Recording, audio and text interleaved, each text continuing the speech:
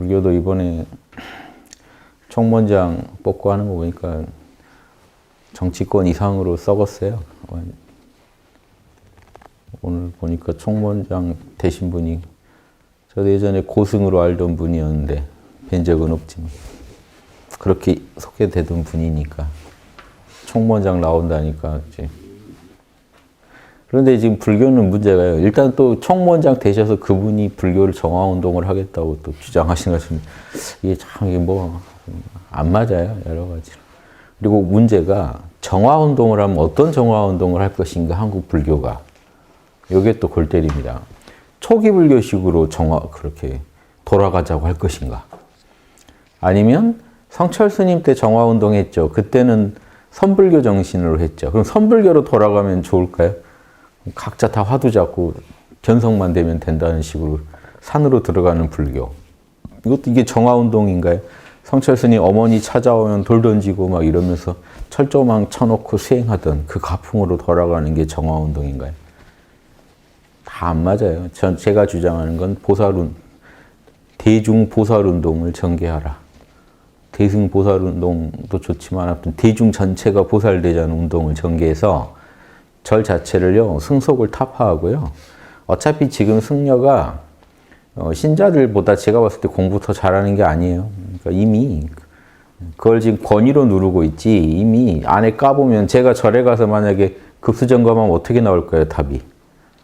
신자들이 높은 급수 나올까요? 스님들이 높은 급수 나올까요?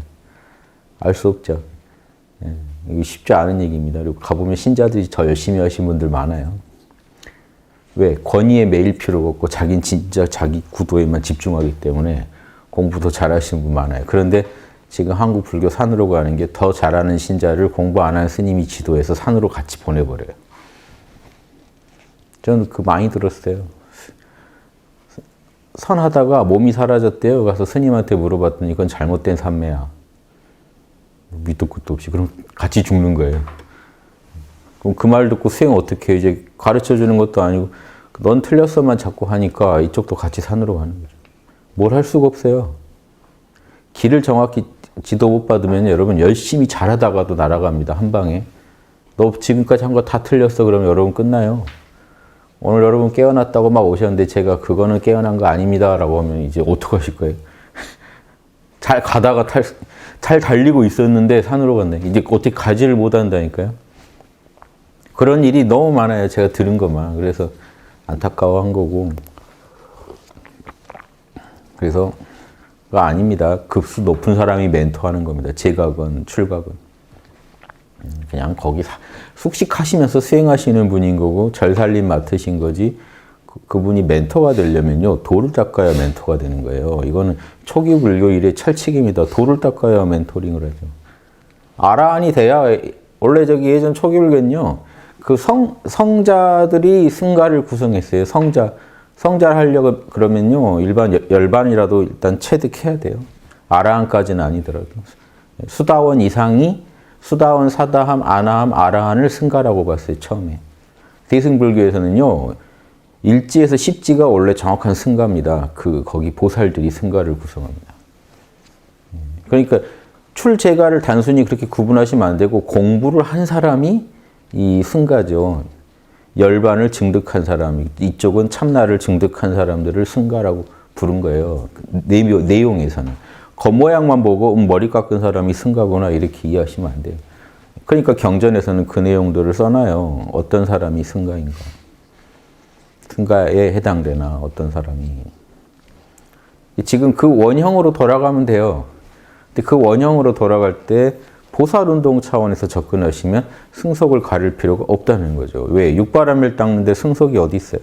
초기 불교에서는 열반을 목표로 했으니까 숲에 들어가서 사회를 멀리하는 사람일수록 열반에 더 가까이 간다라고 봤겠지만 육바람일은요 승석이 없고 오히려 우리 세속에서 육바람일 더 잘 닦을 수 있습니다. 오죽하면 조계종 그 교육원장 하신 분이 그 칼럼에 썼잖아요. 우리 승려들은 경험이 부족해서 보살도 못하니까 제가자 신자들이 보살도에 전념하시라. 아예 현흥 스님이 밝히신 내용이에요. 그러니까 자신 없으시다는 거예요. 그러니까 이 속인들이 육바람이라도 밝을 수 있다는 거예요. 그런데 지금 보면 뭐 절도 못지 않은 것 같아요. 이제 거기도 뭐 정치권 못지 않은데 거기도 육바람을 닦는 좋은 수련장이 된 것 같습니다. 그러니까 이왕 이렇게 된 바에 보살도 하자는 거예요. 저는 승속 가리지 말고 보살도 하자. 그러면 진정한 정화운동이 될 겁니다. 예전 성철 스님 정화운동도 선불교로 정화운동한 거죠. 거기도 들어가 보면 이승만 대통령이 지원해 준 거예요. 태고종들을 제압하고 불교 자체를 한번 완전히 개혁하려고 이승만 대통령이랑 입장이 맞아서 밀어준 거예요. 그래서 된 거예요. 그게 단 순수한 정화운동이 성공한 게 아니에요. 이런 결국 이게요. 이게 순수한 정화입니까? 정화운동이 된 적이 없어요. 양심에 입각해서 정화운동을 하자는 게 제 주장이에요. 그게 단순히 불교 문제만이 아니라 우리나라의 이 엄청난 또 불교 신자가 있고 불교 문화가 끼친 영향이 크기 때문에 불교만 만약에 진정한 보살운동을 새로 시작하면서 지금 늦지 않았으니까 이렇게 갈 때까지 갔을 때 미천 다 드러났을 때 오히려 허심탄회하게 이제 뭐 더 가릴 것도 없다. 사기칠 거 없고 여기서 시작하자. 해서 이 육바라밀로 어떻게 다시 보살로 거듭나는지 보여주자 하는 심산으로 이렇게 운동을 전개하신다면 산에 가서 화두 잡고 있고 이런 거 말고 진짜 이 세상을 맑게 하는 아주 그런 그 영적인 힘을 제공해주는 발전소 역할을 각 사찰이 해줘야 돼요.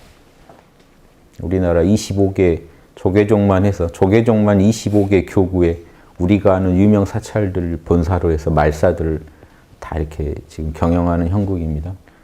그러니까 우리나라 전국에 영향을 끼쳐요. 만약에 불교가 보살운동으로 하나 되면요. 그 얘기를 드리고 싶어서 6년 전부터 견성 콘서트라고 아예 불교를 향해서 제가 제발 견성해야 됩니다. 제발 육바람이를 알아야 됩니다. 계속 외친 지가 6년 됐어요. 내년 되면 7년째입니다. 저희는 뭐 해보면 한 7년 하면 뭔가 또 작품이 나오더라고요. 한 1년 더 열심히 하겠습니다. 그래서 내년에 어떻게 되나 한번 보겠습니다. 2000 견성 콘서트를 처음 연 게 2011년 한 여름이에요. 여름쯤에 처음 열었어요. 신신명 가지고 처음 했어요. 신신명을 그냥 우리 봄에 우리 학당 내부에서 해봤더니 좋아서 반응이 좋아서 그걸 가지고 견성 콘서트라고 아예 이름을 붙여서 연 거예요. 그때 청춘 콘서트니 막 이런 게 유행할 때라 완전히 깨지만 견성 콘서트 그러면 견성에 관심이 있는 분들은 한번 몰려오지 않을까? 특히 불교분들이 하고 열었더니 한 20몇 분 오셨나? 처음에는 한 20몇 분 정도 앉을 수 있는 강의실에서 했어요. 근데 그 다음에부터는 이제 많이 오셔서 벽을 틀 수 있었어요. 벽을 트고 한 5, 60명 강의실에서 했어요. 교대 토즈인데 거기서 쭉 이어갔죠. 처음에는 계속 거기서 했어요. 강의실이 넓어서 좋아서. 엄청났죠. 그때 많이 오셨죠. 지금보다 훨씬 많이 오셨죠. 70명 이렇게 막 오셨었어요. 강의장. 그때 강의장 사진 보면 저 끝까지 꽉 차서 앞에 자리 깔고 앉기도 하고. 그러니까 이게 원래 장사를 하려면 그렇게 해야 되는데 우리는 장사를 못 해요. 유튜브로 계속 잘 볼 수 있게 해드리니까 안 오시더라고요. 뭐 그러건 저러건 아무튼 집에서 하시건 어디서 하시건 공부하시면 되는 거니까 꼭 여기 현장에 와야 되는 거 아니니까. 어디서든 조회수는 지금 하루에 3만 조회수입니다. 하루에 여러분 월드컵 경기장 꽉 채울 정도의 수가 하루에 강의를 듣고 계신 거예요. 그러니까 저는 뿌듯하죠. 뭐 현장에 몇 명 모였냐가 아니라 하루에 3만 명이 지금 이 강의를 클릭한다. 지금 그럼 한 분이 여러 번 할 수도 있겠지만 아무튼 이렇게 대략 말할 수 있습니다. 대단한 거 아닙니까? 하루에 우리가 매일 월드컵 경기장에서 3만 명 채워놓고 강의를 계속 하는 격이라는 거예요. 이 정도까지 발전했으니까 저희가 6년 만에 큰 또 작품을 만들었죠.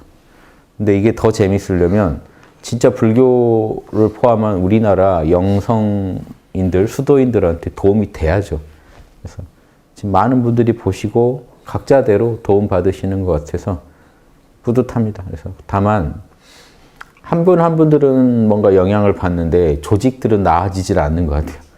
국가 조직이나 종교 조직이나. 그래서 양심의 힘이 더 커져야 될 것 같고 더 연대해야 될 것 같아요. 한 분 한 분 개인적으로만 보지 마시고 또 뜻맞는 분들과 함께 양심을 발현하는 그런 운동들을 전개해 가시면 각자 자기 있는 곳에서 자기만이 알 수 있는 거 있잖아요. 자기가 가장 잘 알 수 있는 부분에서의 양심 운동. 요건 이렇게 하는 게 양심적이다. 비전문가는 모르지만 전문가들끼리는 알 수 있는 부분도 있잖아요. 다양할 거예요, 현실에. 그래서 각자 자기대로 양심에 당당한 거 카페에도 올려주시고 또 있는 곳에서 또 영양껏입니다. 너무 무리하지 마시고 영양껏 운동에 가시면서 아, 이 땅에 보살들이 이렇게 살아있구나 하고 서로 연대해 가다 보면요. 존재를 확인하고 심적으로 의지하면서 가다 보면 이미 연대죠. 이렇게 연대해 가다 보면 좋은 일들이 엄청나게 일어날 겁니다. 앞으로 우리나라에서 엄청난 일들이 많이 일어날 거예요. 그러려면 불교계도 바뀌어야 돼요. 나라도 바뀌어야 되지만 종교계도 바뀌어야 돼요. 그런데 일조하고 싶어서 저희가 작년에도 바쁘게 움직였죠. 작년 올해 한번. 정치권에도 변화를 일으키는 계기를 한번 만들면 좋겠다 해서 한번 해봤어요. 이번에는 저는 요즘 불교 얘기를 많이 하는 게 불교가 지금 갈 때까지 갔다는 건요. 변화할 수 있는 되게 좋은 지금 시기라는 겁니다. 위기가 기회예요. 여러분, 저도 이렇게 예전에 그래서 이빨 같은 거요. 아픈데 8년씩 참고 딱 가서 이제 이게 견디다 다 폭발하더라고요. 그때 병원 갔어요. 딱 가니까 자명해지죠. 어디까지 갔는지 정확히 알고 치료받고 나니까 자명해지죠. 참을 때는요. 어디서 어디까지 문제인지 모르잖아요. 그냥 참는 거지. 지금 제가 볼 땐 그래요. 불교분들 참고 참아왔다면요. 아니 거기는 뭐 처자식도 버리고 출가하시는 분들이 도를 위해서 겁낼 게 뭐가 있어요? 치욕? 그런 게 겁낼 게 뭐가 있어요? 털고 진짜로 한마음 이 불성에 기이해서 주인공에 기이해서 한 걸음 다시 가시면 되는 거예요. 과거 전생에 그 악업도 다 소멸할 수 있다고 주장하던 분들이 이번 생에 지은 악업이 있어도 또 털고 갈 수 있죠. 진짜로 제대로 이 도리를 알면. 그런데 그 도리를 모르니까 실족하지 않았겠어요? 그러니까 이게 도리를 모르는 분들을 덜어 또 다시 정화 운동을 해보라고 하면 뭔 정화를 하겠냐는 거죠. 똥물에 물 부어봤자 똥물인데 정말 정화수가 돼야 됩니다. 정화시키는 힘. 내 내면의 어두움뿐만 아니라 남의 어두움까지도 정화시킬 수 있는 강력한 힘들을 내면에 갖고 계세요, 원래. 우리 양심짜리, 한마음짜리가 원래 이렇게 강해요. 그걸 개발하는 방법. 그것만 터득하시면, 개발해서 쓰는 방법을 터득하시면 됩니다. 그걸 가르쳐 줄 수 있는 스승과 가르쳐 줄 수 없는 그런 멘토, 분명히 구분해야 돼요. 그래서 여러분, 스님들 믿지 마시고, 지도자를 믿지 마시고, 한 분 한 분들이 각성하셔야 돼요. 자기 양심의 소리를 듣기 시작해야 끝나요. 정치도 똑같아요. 제가 대통령 하나 뽑아놓고 그냥 안심하고 대통령 마음대로 해, 밀어줄게 이런 발상에 대해서 제가 혹독히 비판한 이유가 국민 한 분 한 분이 깨어나야 돼요. 양심으로 무장되고 양심에만 복종해야 돼요. 대통령한테, 권력한테 복종하는 게 아니에요. 내 양심에 복종하는 거지. 내 양심에 자명하니까 우리가 인정할 만한 법이니까 복종하는 거죠. 아무 법이나 아무거나 아무 명령이나 복종하면 그게 됩니까? 사람 죽이랬다고 나라에서 명령 났다고 충성한다고 무고한 사람 죽이고 다니면 그 악업을 자기가 안 받을까요? 다 부질없는 소리입니다. 들어가 보세요. 그 명령 거부할 수도 있는데 어쩔 수 없이 따랐습니다. 왜 따랐나요? 내가 살라고요. 내 새끼들, 내 가족 챙기려고요. 그래서 내 욕심 때문에 부당한 명령인 줄 알고 따랐습니다. 남을 해쳤습니다. 하늘나라 가서 이렇게 얘기하면 하늘나라가 이해된다라고 할까요? 말이 안 되는 소리죠. 누구나 다 그렇게 힘든 상황이에요. 그런데 양심 지키고 사는 거예요. 양심 지키는 분들은 상황이 편해서 지키는 거 아니에요. 죽겠어도요. 이거보다 이게 싫어서 지키는 거예요. 그래도 내가 죄 짓고 사는 것보다는 내가 좀 피해보는 게 낫다 해서 지키시는 거죠. 근데 그 상황만 가지고 나는 그때 명령받은 대로 했다. 나는 나라에서 시켰다. 모든 뻘짓들이 보통 나라에서 시켜서 합니다. 그럼 그거는 우주에서 나라가 시켜서 한 거니까 죄로 안 보겠어 이럴까요? 국민 한 분 한 분이요. 자기 변호만 하지 마시고 자기 잘못 이런 거 과감하게 양심에 비추어서 양심의 법정에서 심판해 보세요. 본인이 본인 거 심판해 보시고 잘못한 거 있으면 사죄하고 바로잡을 거 있으면 바로잡고 다시는 그런 일 안 하려고 노력하시고 이렇게 한 분 한 분이 움직여 주셔야 이 땅이 진정한 민주국가가 되죠. 정치적으로도. 그러니까 양심에 복종하자. 양심 외에는 복종하지 말자. 이게 민주주의의 아주 강령이에요. 루소의 사회계약론의 핵심이 그거예요. 그게 민주주의의 핵심이에요. 이런 얘기를 해도 당장 그게 우리 당에 우리 이 이념에 이롭지 않다 그러면 배척하는 게 현실이죠. 마찬가지로 종교계도 똑같습니다. 신자들이요, 교주가 시켜서 했어요. 우리 교리가 그래요. 그러면 여러분은 면책될 것 같습니까? 여러분 양심에서 분명히 문제 있다고 얘기했을 텐데. 교주가 시켜서 안 믿는 신도 죽이고 그런 종교에서 그런 일 일으키죠. 교주가 시킨 대로 했으면 됩니까? 그게 면책이 됩니까? 말이 아닌 소리죠. 극단적인 사례입니다만, 우리 인생의 이 방향이요, 무지와 아집으로 인해서 결정나게 하면 안 됩니다. 그것도 내 무지와 아집뿐만 아니라 다른 사람의 무지 아집에 휘둘리셔도 안 돼요. 정신 차리셔도. 그래서 국민 정신 차리자. 제가 왜 대중보살운동을 얘기하냐. 정치적으로 양심운동을 제가 주장하잖아요. 양심운동 합시다. 양심 정치운동 합시다. 양심 시민운동 합시다. 그게 그대로 불교로 말하면 대중보살운동이에요. 한 분 한 분 깨어 있읍시다. 잘못된 멘토인지 올바른 멘토인지 구분할 수 있는 안목도 없으시면서 무작정 따라가셔서 거기다 돈 바치고 시간 정력 다 바치시면 그게 한 개인으로도 안타까운 일이지만 국가적으로도 참 안타까운 일. 국민이 그러고 있다면 그 나라도 제대로 돌아간 나라는 아닌 거죠. 다 얽혀 있어요. 우리나라 잘 되게 하자는 거고 그냥 잘 되는 게 아니라 양심 강국이 되자. 이게 제 목표고요. 그러기 위해서는 이런 사명감을 갖고 수행하세요. 몰라 괜찮아가 단순히 나 하나 편하자고가 아닙니다. 내가 정신 차려야 시민으로서도 올바른 결정을 하고 이 종교인으로서도 내가 올바른 결정을 한다. 그거 잘하려고 내가 이 성자들 찾아다니고 스승들 찾아다니는 거 아닙니까? 진리를 찾아다니고. 근데 그 끝이요. 결국 누군가의 노예가 되고 끝난다면요. 얼마나 안타깝습니까?